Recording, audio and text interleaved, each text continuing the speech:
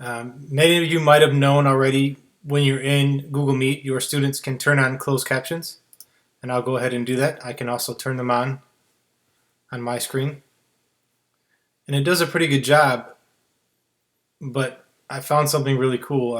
Actually, I read it on Twitter the other day. If you right click, you can start to translate in Spanish real time.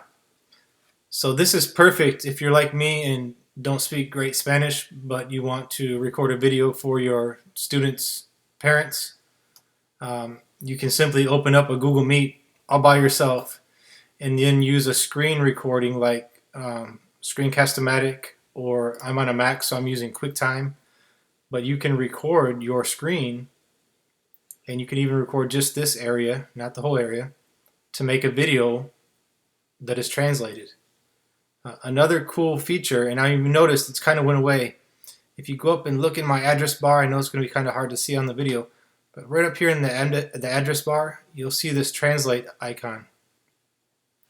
And I can click on these three dots, and you can choose another language.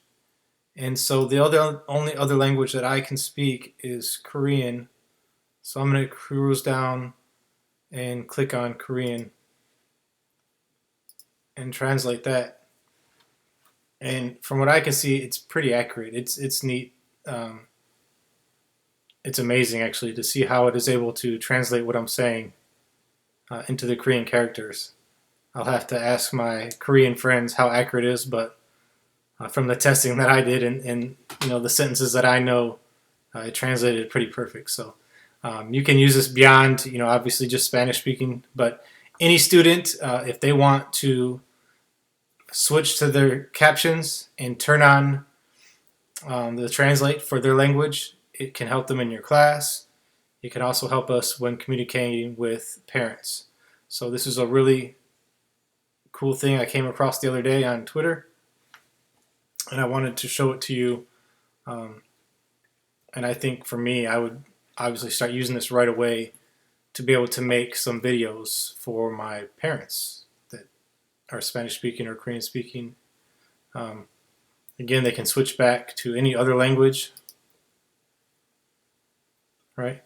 I'll go back to Spanish. And then there's always a toggle right here to go back and forth between English and Spanish. If you lose it, it's up here in your address bar.